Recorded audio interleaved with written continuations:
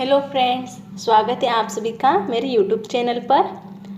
आज हम पर्यावरण अध्ययन के बारे में पढ़ेंगे। आज से हम नई क्लास शुरू कर रहे हैं पर्यावरण अध्ययन के लिए। अगर आपने अभी तक हमारे चैनल को सब्सक्राइब नहीं किया है तो प्लीज़ सब्सक्राइब कर लें और साथ में बेल आइकन को भी प्रेस कर लें ताकि मेरे आने वाले जितनी वीडियोज़ हैं उसकी नोटिफिकेशन आपको मिलती रहे। तो आज का हमारा जो पहला टॉपिक है वो है हमारे पेड़ पौधे। तो बिना देर के स्टार्ट करते हैं हमारा आज का ये वीडियो। तो आज का हमारा पहला प्रश्न है, सजीवों को 5 जगत में किसने विभाजित किया? Number 1 Robert Hooke, number 2 Carolus Linnaeus, number 3 R.H. Whittaker या नंबर 4 पर है चार्ल्स डार्विन। तो आपका सही आंसर हो जाएगा R.H. विटेकर।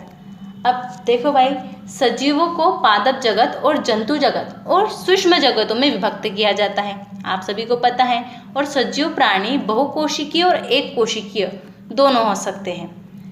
सन 1969 में रॉबर्ट डार्विन ने सजीव जगत को 5 जगतों में विभाजित किया।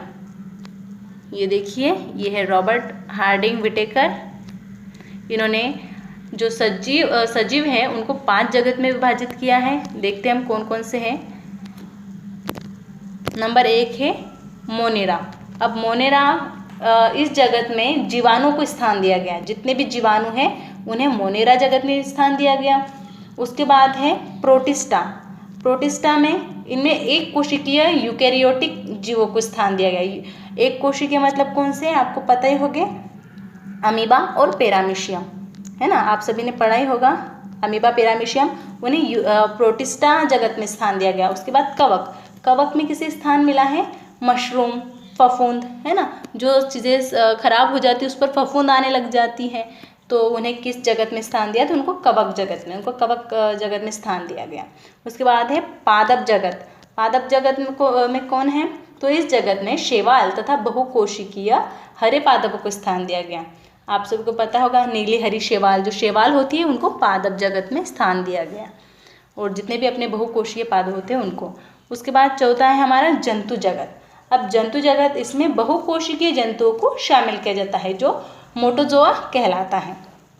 तो इस प्रकार जो सजीव हैं उनको 5 जगतों में किसने विभाजित किया है?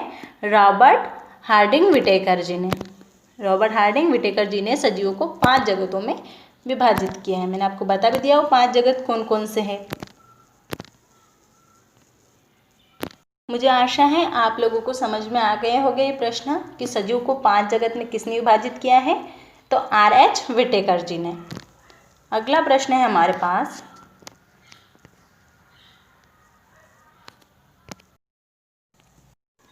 रेगिस्तानी ओक के विषय में कौन सा कथन सत्य नहीं है? अब जो रेगिस्तानी ओक है उसके विषय में कौन सा कथन सत्य नहीं है? नंबर 1 ऑस्ट्रेलिया में पाया जाने वाला वृक्ष है। हाँ भाई, ये ऑस्ट्रेलिया में पाया जाता है।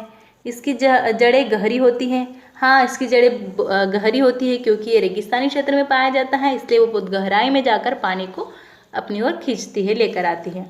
इसकी तनों से पानी निकाला जाता है। हाँ, इसकी तनों से पानी भी निकाल सकते हैं।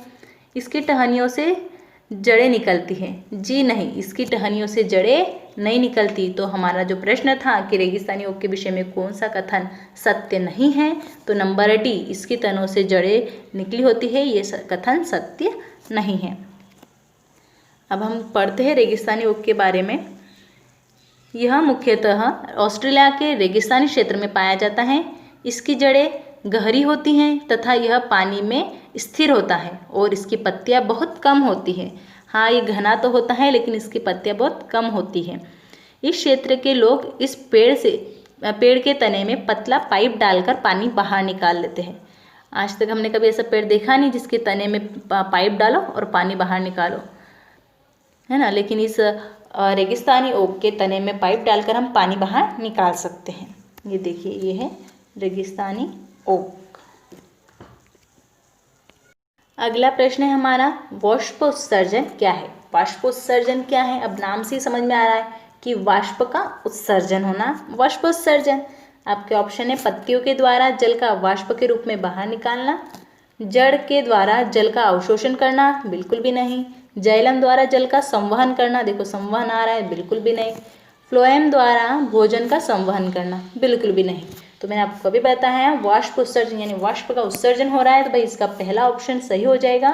पत्तियों के द्वारा जल का वाष्प के रूप में निकालना ही वाष्पोत्सर्जन कहलाता है।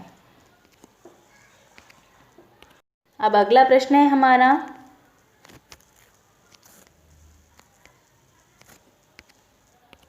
नागफनी या कैक्टस में प्रकाश संश्लेषण होता है। नागफनी के पौधे में प्रकाश संश्लेषण कैसे होगा, किस में होगा? तने में होगा, पत्तियों में होगा, या तने पत्ती दोनों में होगा, या कांटों में होगा? तो भाई कांटों में तो बिल्कुल भी नहीं होगा।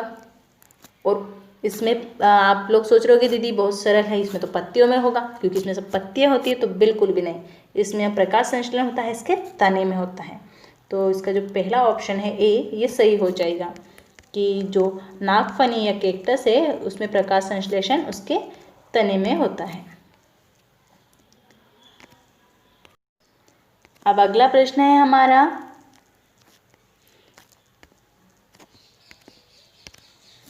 खेजड़ी एक छायादार वृक्ष है। अब ये एक पेड़ का नाम है ना, खेजड़ी नाम का एक पेड़ है। खेजड़ी एक छायादार वृक्ष है जिसकी छाया में बच्चे खेलना पसंद करते हैं। किस भौगोलिक प्रदेश में पाया जाता है? तो जो खेजड़ी वृक्ष है वो किस भौगोलिक क्षेत्र में पाया जाता है? मैदानी, मरुस्थलीय, पर्वतीय, या इनमें से कोई नहीं? तो आपका सही आंसर हो जाएगा मरुस्थलीय क्षेत्र में। जो खेजड़ी वृक्ष है वो अधिकतर मरुस्थलीय क्षेत्र में पाया जाता है। यह खेजड़ी का वृक्ष, खेजड़ी यह भारत के रेगिस्तानी क्षेत्रों में पाया जाता है। इसको अधिक पानी की आवश्यकता नहीं होती तथा इसकी फलियों से सब्जी बनाई जाती है। इस पेड़ की छाल से दवाई बनाई जाती है और इसकी लकड़ी में कीड़े नहीं लगते। यह एक छायादार वृक्ष है।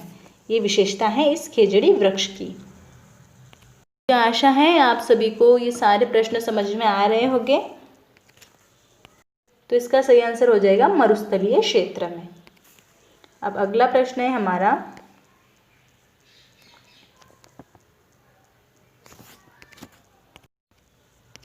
यह पौधे का वह भाग है जो भूमि के ऊपर रहता है।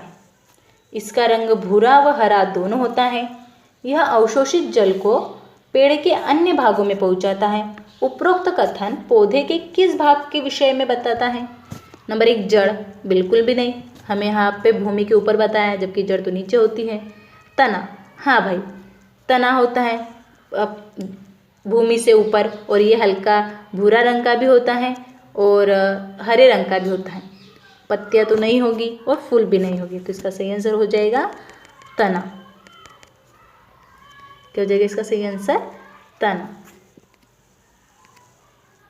अगला प्रश्न है हमारा, निम्नलिखित में से एक वृक्ष नहीं है।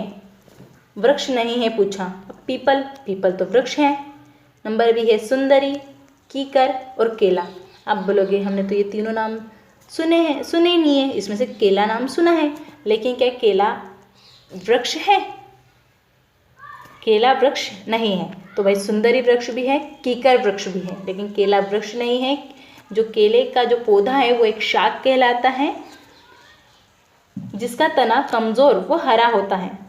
केले के फूल और फल दोनों खाए जाते हैं। और वृक्ष में क्या होता है? इसका तना मोटा होता है, कठोर होता है ना। और केले का तना कठोर नहीं होता तो ये वृक्ष नहीं आएगा। तो इसका सही आंसर हो जाएगा केला। कि निम्नलिखित में से कौन एक वृक्ष नहीं है? तो केला एक वृक्ष नहीं है।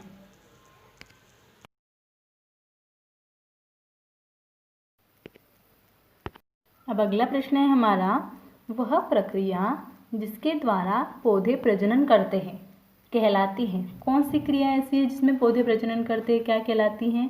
प्रकाश संश्लेषण, बिल्कुल नहीं। वाष्पीकरण, बिल्कुल नहीं, क्योंकि इसमें वाष्पीकरण होता है। संघनन, बिल्कुल भी नहीं। इसका सही आंसर होगा नंबर डी, परागकण। परागकण ऐसी क्रिया है जिसके द्वारा पौधे प्रजनन करते हैं। तो सही आंसर है हमारा डी, परागकण। अब अगला प्रश्न है हमारा, पौधों में गैसों का आदान प्रदान कैसे होता है? जड़ों के द्वारा, बिल्कुल नहीं। तनों के द्वारा, बिल्कुल नहीं। फूलों के द्वारा, बिल्कुल भी नहीं। पत्तियों के द्वारा, जी हाँ, पौधों में गैसों का आदान प्रदान पत्तियों के द्वारा होता है। बहुत ही सिंपल सवाल था ये कि पौधों में गैसों का आदान प्रदान कैसे होता है, तो पत्तियों के द्वारा होता है। अगला है हमारा कीटभक्षी पादप जिस मृदा पर उगते हैं उनमें कौन सा तत्व नहीं होता। यानी जो कीटभक्षी, जो कीटों का भक्षण करते हैं, वो पादप जिस जगह उगते हैं वहाँ पे कौन सा नहीं होता, नाइट्रोजन, कार्बन, सल्फर या पोटेशियम। तो आपका सही आंसर हो जाएगा नाइट्रोजन। तो नाइट्रोजन जिस मृदा में होता है वहाँ पर कीटभक्षी पादप नहीं उगते।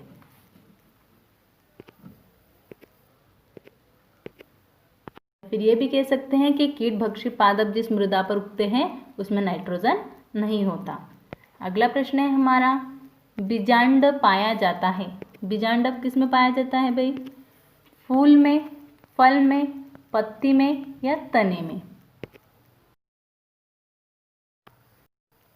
तो आपका सही आंसर हो जाएगा फूल में।